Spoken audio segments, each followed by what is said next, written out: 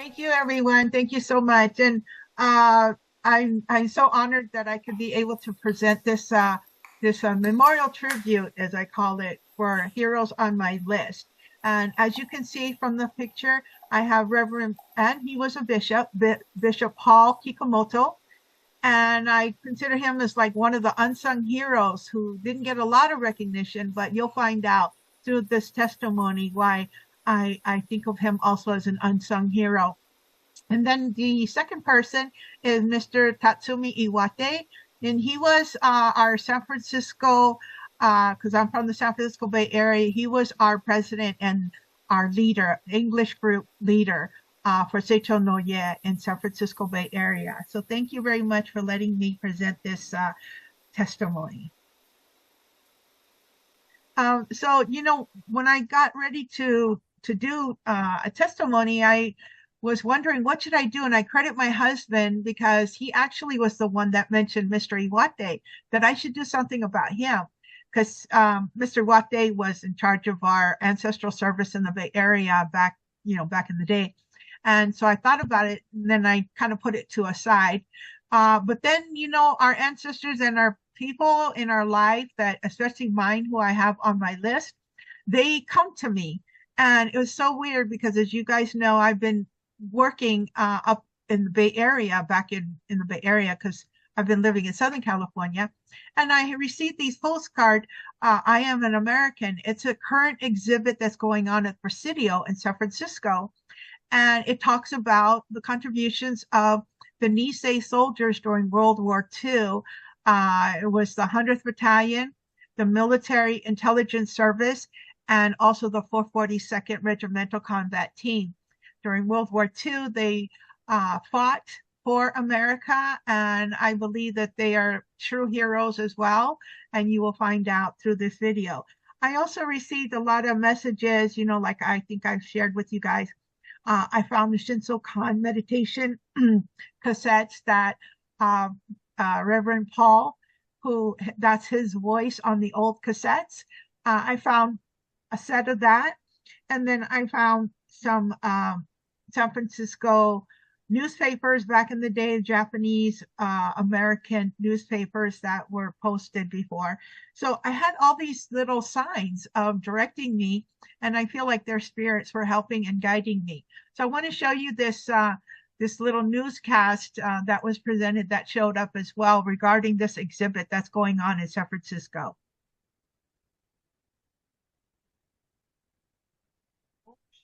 There's no sound. We remember the battles, the sacrifices. We will not put out our heroes and villains.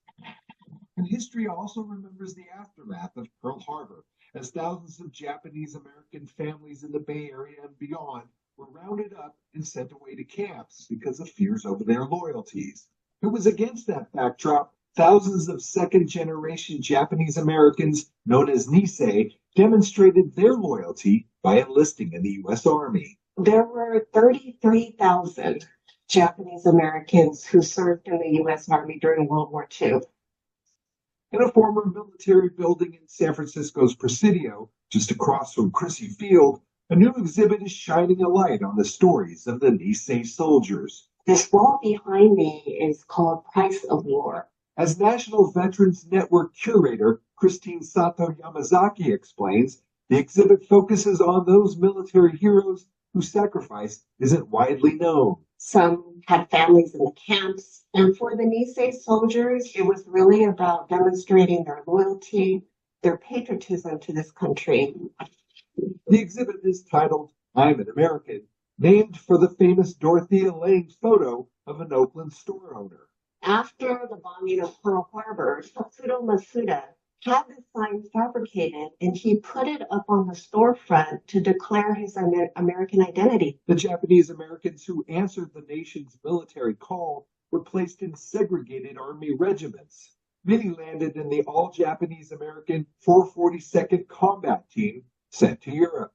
In one of the war's most courageous chapters, the 442nd rescued a battalion of 221 Texans, taking heavy casualties in the fight. So this photo, you could just tell by their expression, they're carrying the American flag, they serve their country, but they're also thinking about their comrades that they lost. 142 Regimental Combat Team is actually one of the most decorated military unit in military history. Yamazaki's own grandfather was in the 442nd, and her own family sent to the camps. And I think growing up, we didn't know the stories. They don't pass it down, they don't talk about it. Which is why Yamazaki hopes the exhibit will finally pass down some of those stories. You'll see a helmet that was worn by the 442nd veteran George Sakato, who was a Medal of Honor recipient. You'll see a uniform that was worn by a Nisei WAC for female soldier. You'll see a bag carried by Sergeant Gary Ushida.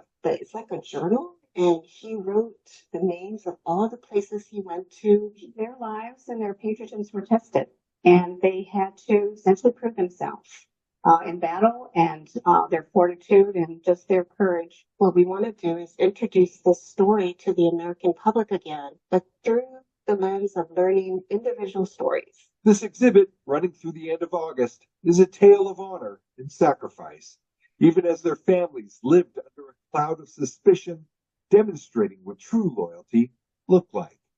Joe Rosado Jr. I hope they're smiling down and they're happy that their story is being told. NBC Bay Area News. Wow. Sorry about that. Yeah, that was great. Do you guys still hear me? Yes. Oh, am I too loud? No. I think I might be too loud. No, you're fine. Oh, okay. Thank you. So, I was astounded because this is going on until the end of the month. So my husband and I planned to go see that exhibit. But when I saw that, that's when I immediately knew, hey, I have to do some kind of tribute or, some kind of memorial showcasing these wonderful individuals who were really real main leaders, in the Seicho-No-Ie movement, especially, in the beginning in the 60s and 70s. And they were instrumental, especially Reverend Paul, in spreading the Seicho-No-Ie teachings to the English people because, they were both, English speaking, but also Japanese speaking. So this photo or this picture shows my list. I think some of you I mentioned before that I keep this list of all these individuals and people that on Sundays I read the Holy Sutra and I consider them my spiritual army. And so all the ones that you see highlighted in yellow, those are all individuals that are Seicho-No-Ie members that I have on my list. And so that's what happened when I was reviewing to do this testimony is I said, who can I do, as a memorial testimony? And that's how I found Reverend Paul and also Mr. Iwate. So when I decided to go ahead and start researching on Reverend Paul Kikumoto, I found out that he was also in the military. And I remembered that he did mention that he was a veteran because I'm a veteran as well. And back in the day, he and I, when we talked, and especially when I decided I was going to go into the military, he had mentioned to me that he was also, stationed in Japan, and that's where I had wanted to go. So as you can see, he was in the Army, and he was part of the Zebra platoon, and he did his school at the Camp Savage in Minnesota, because he was also part of the military intelligence service. And that's a very elite group of individuals because they were really instrumental in helping decipher the codes and everything else during World War II, going through the documents that they confiscated from the Japanese and translating them and just, a wealth of information that they went through. But his part was he was in the Zebra platoon, and they were the final group that went to Japan because they worked with General MacArthur's group and the Allied translator and interpreter service. That's what they called ATIS, and also the Counterintelligence Corps, specifically organized and trained to monitor, intercept, and analyze civilian communication, publications, and media during the post-war Allied occupation. And the booklet that you see above, that's about John Iso and the MIS. This was part of, you know, a story about the contributions of the military intelligence service, because not a lot of people were known for that and about their contributions, because their duty was actually classified. So the United States government didn't really talk about what they did because, of course, back then, they wanted to keep it classified. But in the book, I found right below, there's a list of names, and I highlighted Reverend Ken's name. He is part of the 1944 February graduating class at Camp Savage. And he was part of the Far East Command, but he was a tech sergeant. So, he was high up and he commanded. So that was very profound to me to find out that he was part of that Zebra platoon. And then also, that's some of the, that's part of the logo that you see on top, the MIS, and their animal logo that they like so much. I think it was a rat, I believe. But these are books that talk about what the contributions of the Nisei linguists were part of, which Reverend Paul was part of. And I just like to point out that their contribution was really the impact and the legacy. They saved many lives due to their intelligence gathering, and they directly contributed to the shortened time that we had, fighting against Japan at the time. They shortened the war by 2 years because they were, classified, they were classified as secret mission, but they helped break the codes of the, Japanese army, and they helped, interview and interrogate, certain prisoners. And so they really got a lot of information from documents and so forth. So that was a big, huge contribution that Reverend Paul was a part of.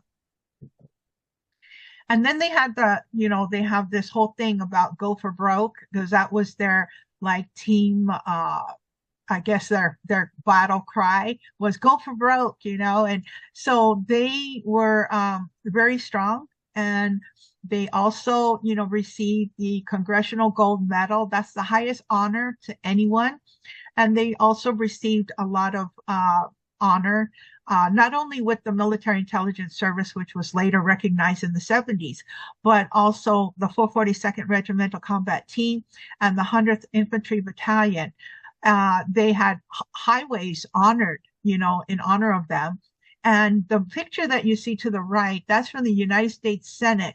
And that's from Senator Inoue, Daniel Inoue, who was actually the longest served senator, the second longest serving U.S. senator. He served in Congress from 1963 to 2012.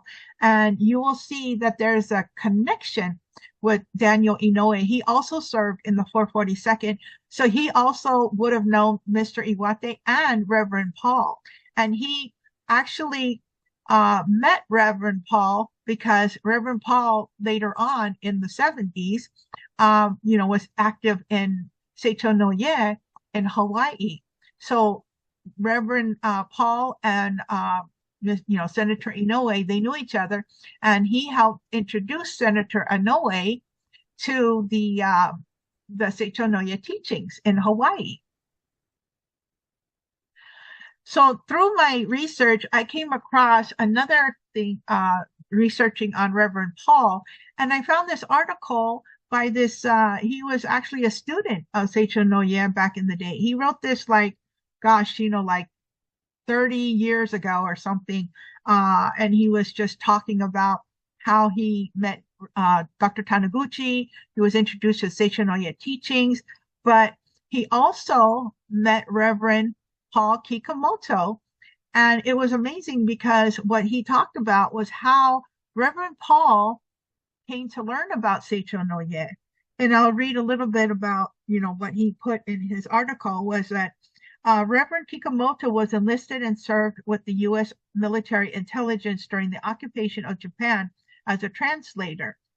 And this Mr. Vivi, he wanted to know how Reverend Paul reconciled, um, Seicho-No-Ie and, being in the war.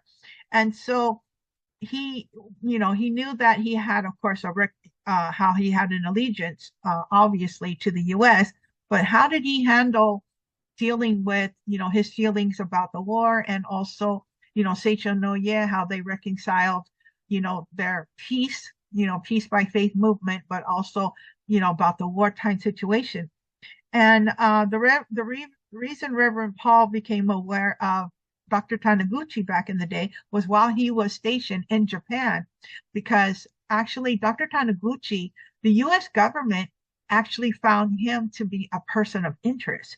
And that's how Reverend Paul came about knowing about Dr. Taniguchi. And this is also during the time while he was in Japan that he found out that his wife had terminal cancer. So he reached out to Dr. Taniguchi and asked him, hey, is there any way you can help me? Because he knew that Dr. Taniguchi was famous for healings and so forth. So Dr. Taniguchi said, yeah, I'll help, and so he told him, go and talk to your wife and call her and, she will be cured. And sure enough, Reverend Paul called his wife in Hawaii and she said, oh yeah, I found out that I have been cured. And so Dr. Taniguchi, had, Reverend Paul had just thought the world of Dr. Taniguchi. And so that's why he faithfully served him, for so many years, because he was greatly indebted to Dr. Taniguchi for, his part in saving his wife's life. And so when I did some research about Seicho-No-Ie, I found in one of the old articles was that their theological view on war was that from a doctrinal standpoint, Seicho-No-Ie teaches that war and physical conflict belong strictly to the phenomenal world of human illusion and senses, claiming that the absolute spiritual true image created by God is entirely harmonious and free of conflict. So I was surprised that, to find that, because then that's where I see how Seicho-No-Ie reconciled the issue of war and why Dr. Taniguchi really promoted peace by faith movement. So then I came across and I found in my grandmother's old, she had an old booklet when Dr. Taniguchi traveled, to the United States and to Canada. And in there, in the booklet, was some pictures of Reverend Paul. As you can see, he's with Mrs. Taniguchi and Dr. Taniguchi, and they were in Vancouver, Canada at the time. So he helped be the translator for Dr. Taniguchi whenever he did speeches, whenever they traveled. And this was back in, I believe, in the 70s when they went to that tour of Canada and the United States. So as you can see, Reverend Paul was, devoted to Seicho-No-Ie, and he was the head minister of Seicho-No-Ie in North America. He was the bishop, and he was also the president of the Seicho-No-Ie Young People's Association. He was the director of the English language publication, so very instrumental in bringing Seicho-No-Ie in English and propagating it throughout the United States and to English speakers. So he was an amazing, propagator, leader for Seicho-No-Ie.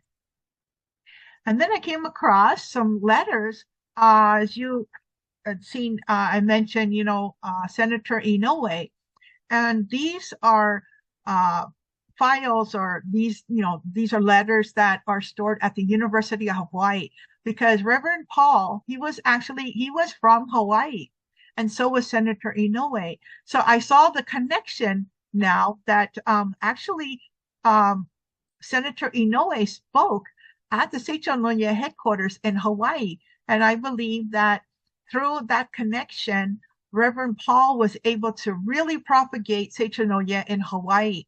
He frequented there, of course. He was always, in Hawaii because he lived there, but he was very instrumental in spreading the English language,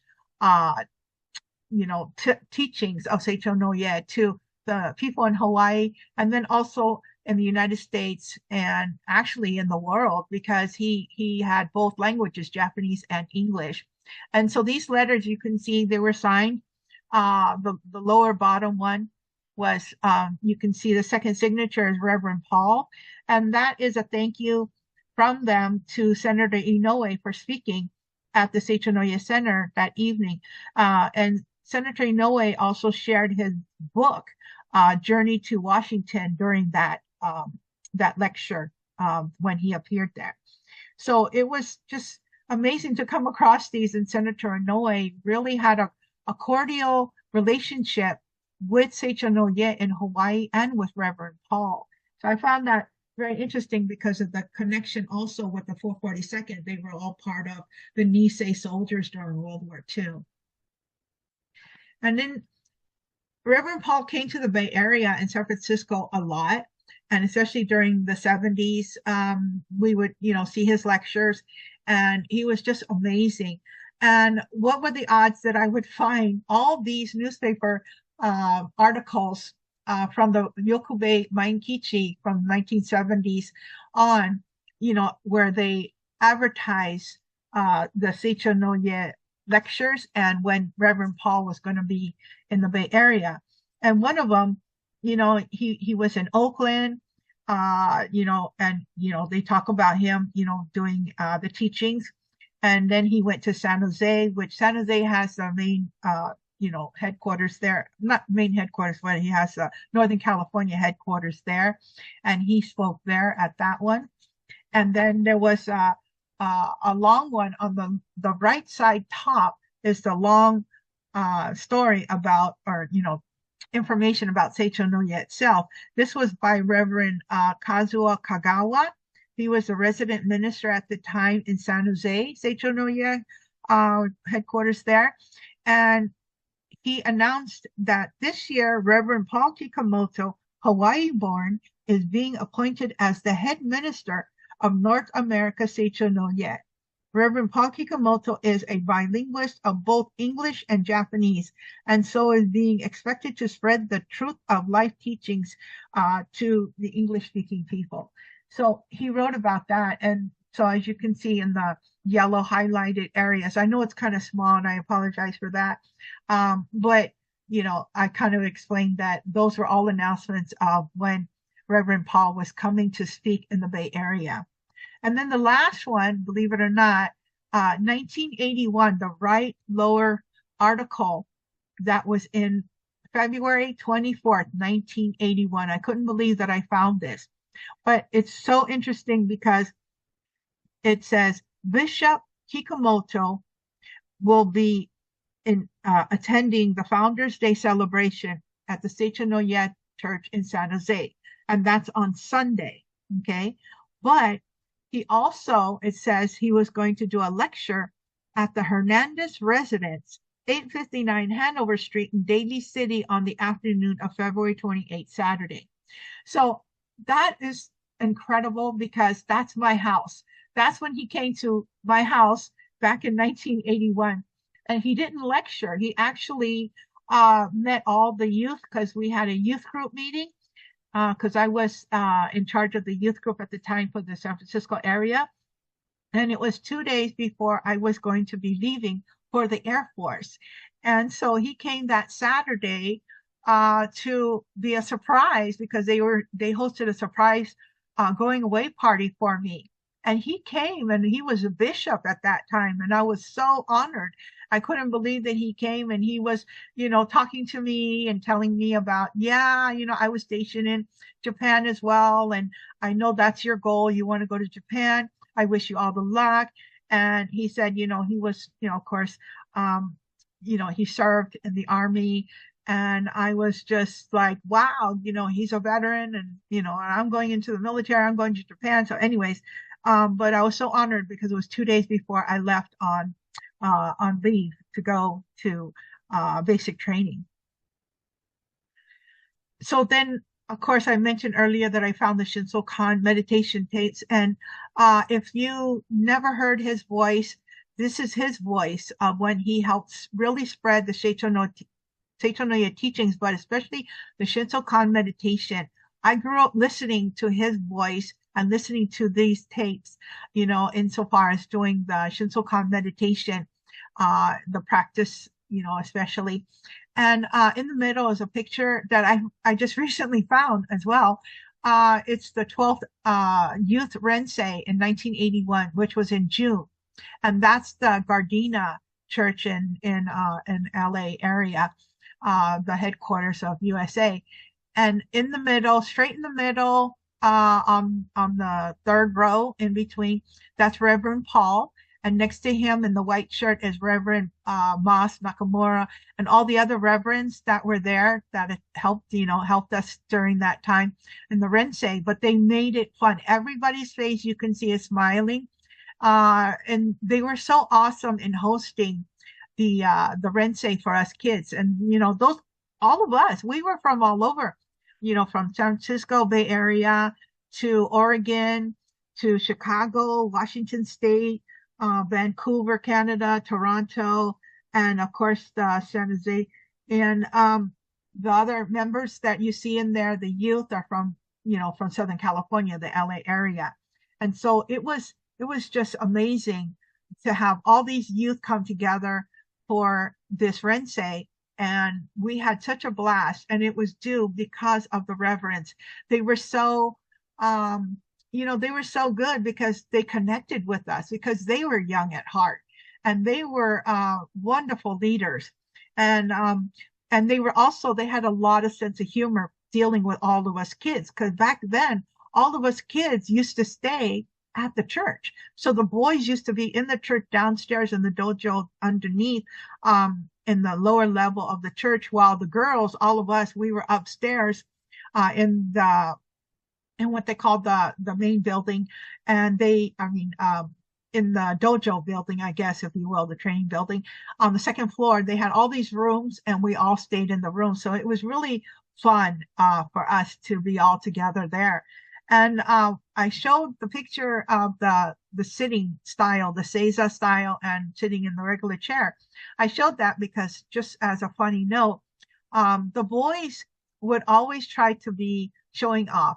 And they, Reverend Paul was always, so accommodating by getting them their mats to sit, doing the Seiza style. But we used to laugh because we used to say, they're not going to make it, through the Shinsokan. And sure enough, they would end up trying the Seiza style, and they would end up having to, stop because their legs would cramp up because they weren't properly sitting, I guess, in the proper way that they wouldn't, have their legs get, fall asleep. And then the guys would also try to show off by being in the Seiza, in the regular chair doing the Shinsokan meditation.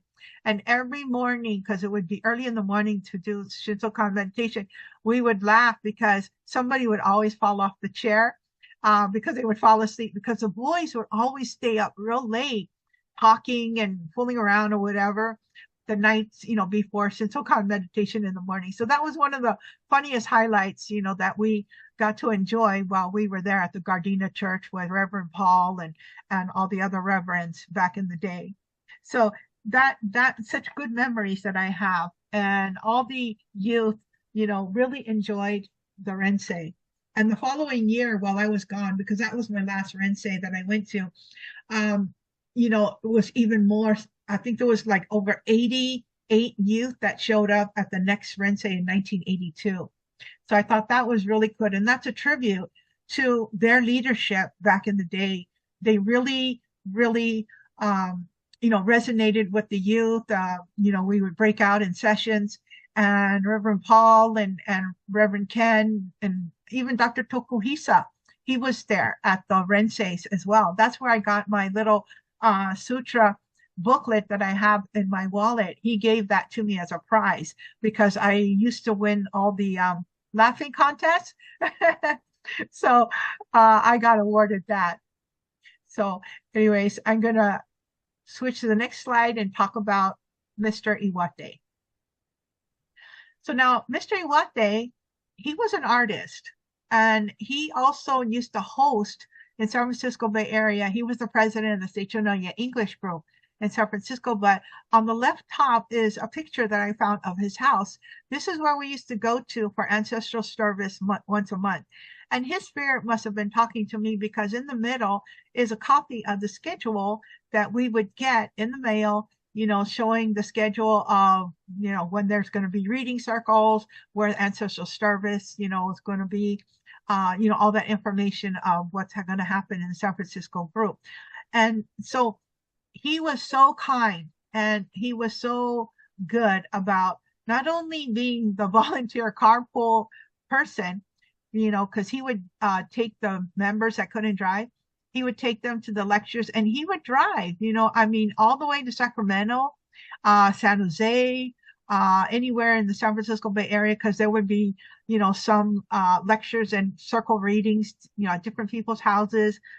So he would carpool, and get people there. And so he also was the president of the Seicho-No-Ie Bazaar Committee. And that committee was part of how we used to raise money, because during the cherry blossom festivals in San Francisco, Seicho-No-Ie would have a booth, and we would sell like chicken teriyaki, and us kids, we would go around dressed in kimono and sell donuts. And I remember thinking, oh, I hope we don't sell the donuts, because I want one, But one. But, we always would sell out, like within like 10 minutes or something, we were always stocking up on God. because everybody wanted the donuts. So we were very popular booth. And so he was in charge of that. And so it was kind of fun, growing up in the San Francisco Bay Area with Seicho-No-Ie. And that was because of his contributions and making sure that everything ran smoothly and was organized. And also he was very amazing artist when it came to woodworking. So his house, I'll just share, was a magnificent masterpiece of woodworking, and he did it all himself. And so that's one of the fascinating things that I remember about Mr. Iwate. And then on the lower left corner is a building. I happened to find the old picture of the building where the Hokubai Mainichi newspaper was printed. And so Mr. Iwate was the main person that, back then there was no internet or email or anything. So he had to personally take the ads that you saw earlier that was posted in the newspaper for whenever Reverend Paul was coming into, into San Francisco or the Bay Area to do any lectures. So they were, connected, Mr. Iwate and Reverend Paul, because they both served in the 442nd Regimental team. And so that was, very interesting, the connection between the two of them. And so the next thing I found about Mr. Iwate was his contributions during the war. He was a hero, decorated hero. And as they said in the first video, they said about how the Nisei soldiers still fought despite the fact that their own families were interned in the concentration camps here in the United States. And so they were amazing. So Mr. Iwate's own family was at Jerome, Arkansas concentration camp. And there's a picture of him in his uniform with his family at the camp. And so I found a lot of information about Mr. Iwate, because when I went through the files of the Japanese American National Museum, I came across Iwate Tatsumi papers. And so after he passed, his family members donated all his letters, pictures, and everything that he had saved during the war when he served in the 442nd. And as you heard, they mentioned about the battalion, the 442nd and the Lost Battalion. He was part of that rescue group that rescued those guys, the soldiers from Texas who were stuck in the Vosges Mountains in France. He was part of that, and he helped rescue a lot of the soldiers. And on the bottom, you can see under the Jerome concentration camp picture. Down below that picture is a drawing, and that was his drawing when the soldiers were rescuing the Lost Battalion, because he was there. And so there's been books, like Honor Before Glory talks about how the Nisei soldiers, helped rescue the battalion. As you can, if you knew about it, and what they said is that they were able to only rescue about, there was over 200 of them, the Texas battalion, that was stuck in the mountains, held down by the German soldiers back then. But only like 211 of them survived.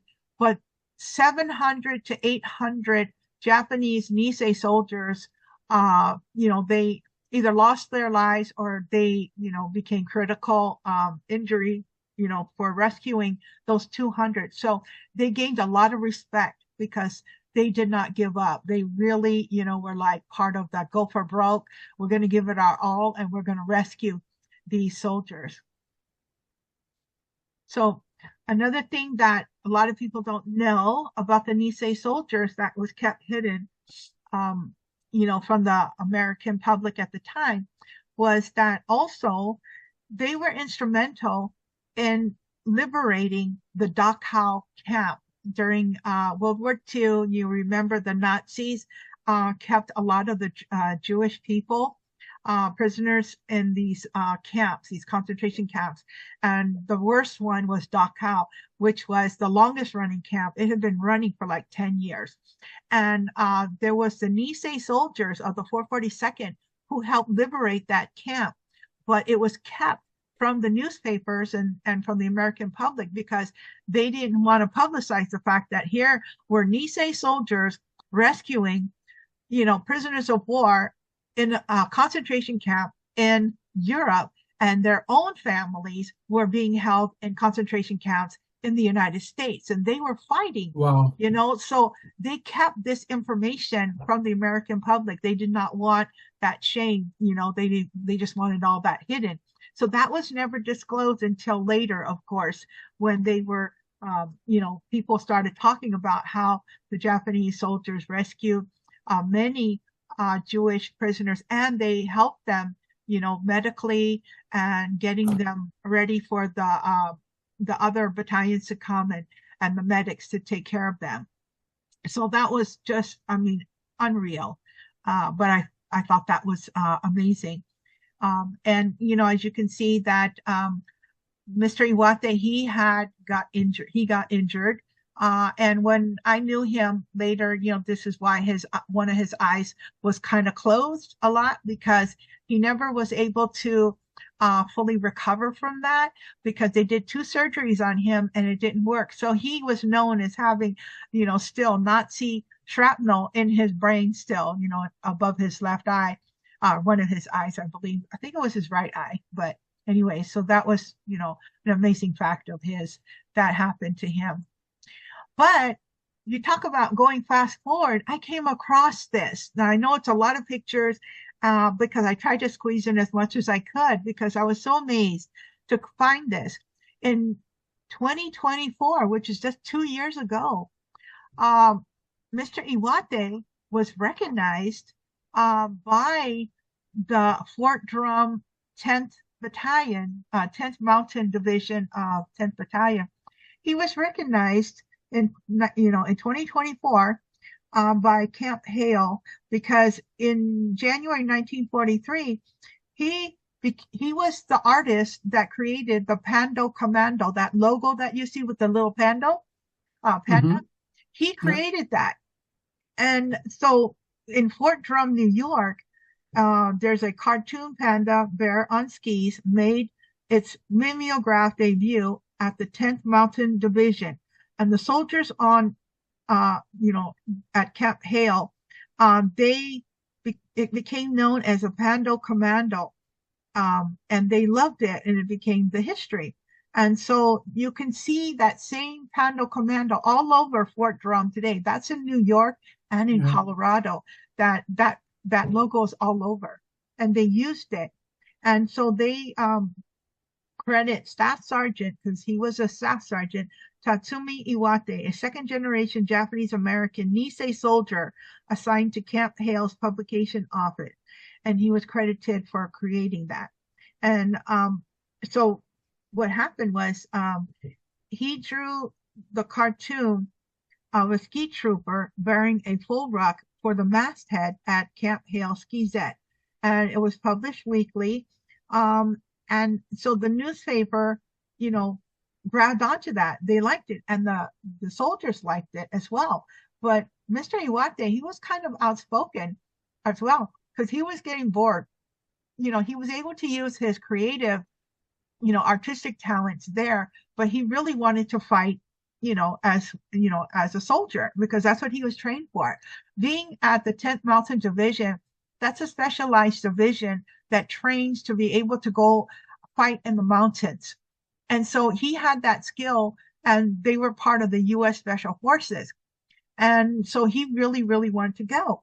So there was something that he actually wrote a letter to the soldiers in Headquarters Company, 3rd Battalion at the 442nd Infantry. And he was kind of a little upset because he stated, I regard this action by the Army to be one of the most cowardly and shameful, without mentioning wasteful.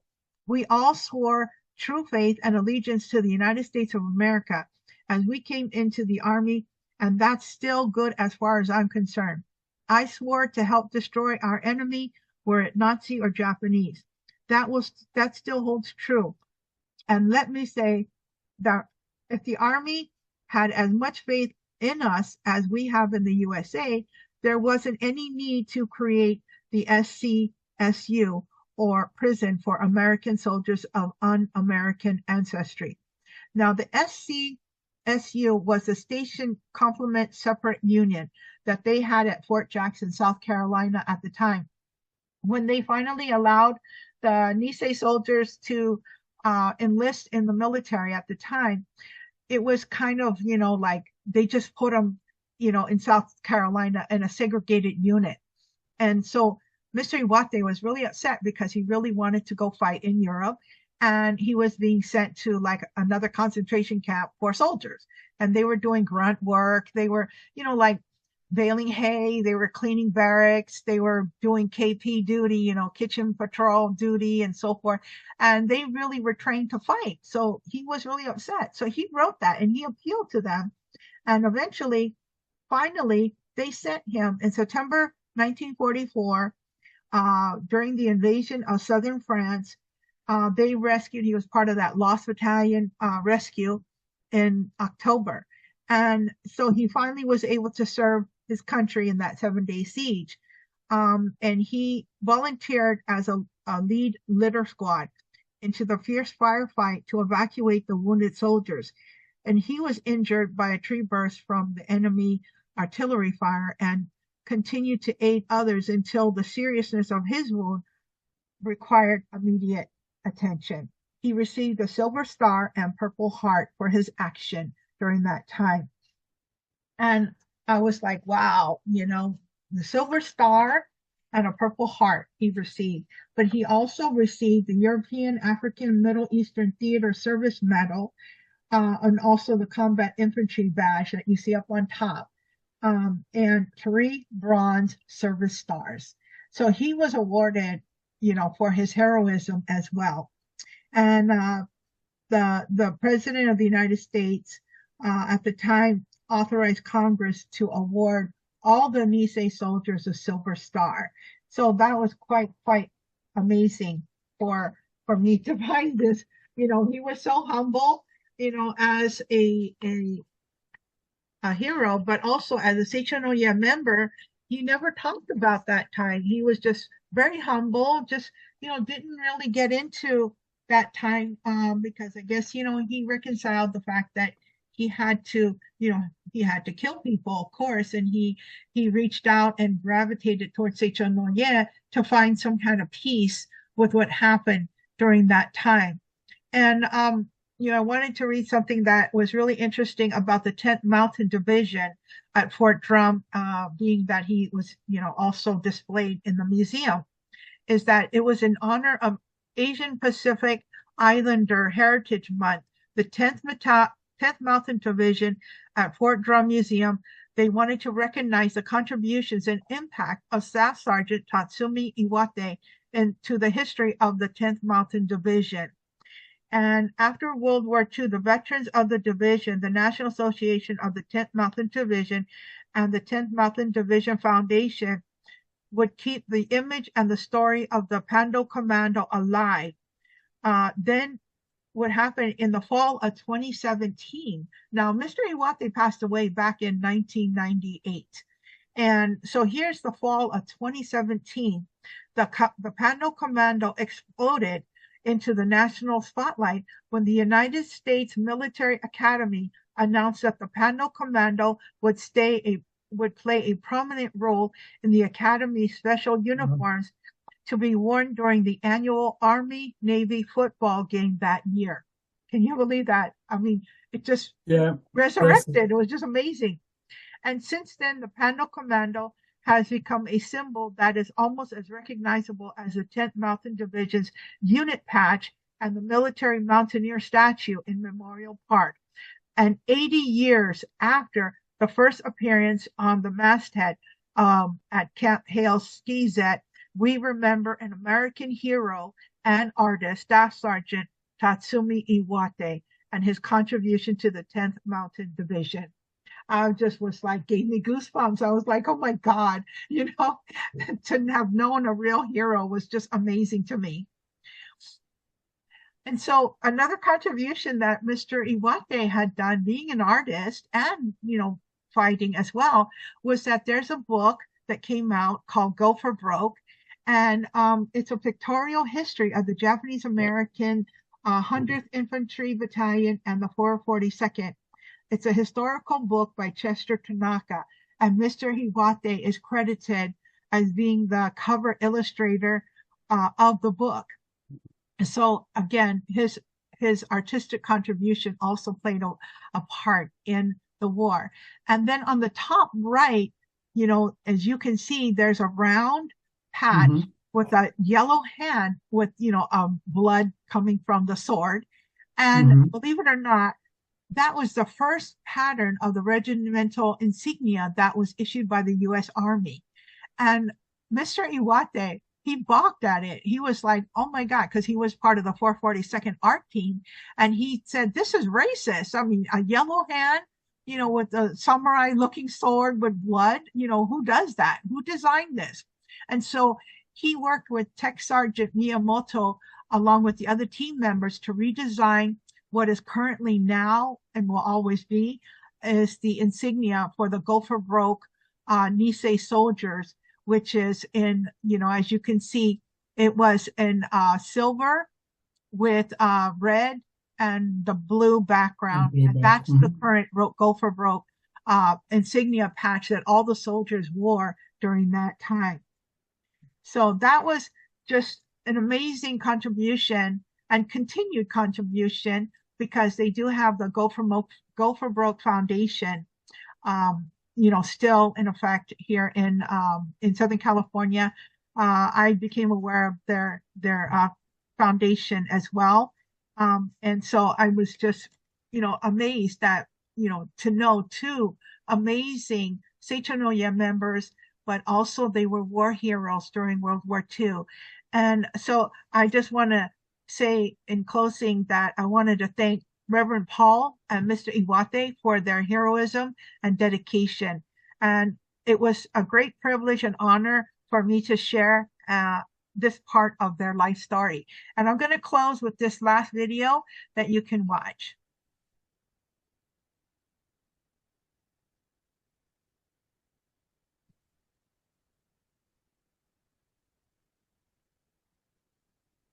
There's no sound. Can you hear it now? A little louder. That's as loud as I can go. Anything ethnic Japanese. We started out with being looked upon as pro-Japan, looked upon as, third-class citizens. Japanese Americans and Japanese nationals living in the United States were soon declared to be enemy aliens. Executive Order 9066 incarcerated 120,000 ethnic Japanese, over one-half of them being U.S. citizens. In Hawaii, there were 1,432 Japanese Americans already in the Hawaii Territorial Guard. The military government packed them up, sent them to Camp McCoy, Wisconsin for training, and then they were deployed to Italy for combat. That unit was called the 100th Battalion, separate. They were really the pioneers that were fighting not only a vicious enemy, but also fighting the perception that Japanese Americans weren't loyal Americans. They wouldn't fight bravely. The 100th Infantry Battalion became known as the Purple Heart Battalion because they fought so valiantly and they suffered so many casualties. Because their combat training and combat records were exemplary, and because of the need for manpower, wise men in Washington decided to form the 442nd Regimental Combat Team, made up of volunteers, 2,500 from Hawaii and 1,500 from the mainland U.S. They volunteered from behind barbed wire camps. And by then, the 100 had lost so many men that the 100 in essence became the 1st Battalion of the 442nd Regimental Combat Team. 442nd then demonstrated in combat in Italy that they were about as tough a fighting force as we had anywhere in the armed forces. They, person for person, got more distinctions of every kind than any other group of their size. And I think it should be noted that the United States Army, picking the 10 most important events and battles, picked one of the battles that has been called Battle of the Lost Battalion. They were ordered to rescue a trapped battalion of the Texas Division. When we realized what this was all about, some of us, chit-chatting among ourselves, said, this is what we have been holding to. Very intensive fighting. Some units suffered very heavy casualties. One company had 16 men standing, and another had 8 men standing. Despite all that casualties, we did what we had to do to save our men. But the sacrifice for many of us was worth it because America took notice. The MIS, they played an absolutely vital function. First, they served in combat roles right next to the combat teams. But second, they used their linguistic skills to gather intelligence, to do translations, to do interrogations. And many times they were at equal, if not greater risk because they could be confused with enemy troops and they could take fire from all sides. They didn't trust us at first. I volunteered as a private in the Army. That was 1942. By the time Japan surrendered in August 1945, they gave about 50 of us a field commission as second lieutenants. So that means that they finally trusted us to become officers. These were some extraordinarily brave people playing an absolutely vital role, and their contribution is probably least known of the 3 groups, because for a long time their work was classified and kept secret. The Japanese American soldiers fought in Pacific side and European side to prove their loyalty and also their capability. The Congressional Gold Medal is Congress's highest honor. It's the highest medal we can award anyone. And there's a very illustrious small group that has received it since the country's founding. George Washington was an early recipient.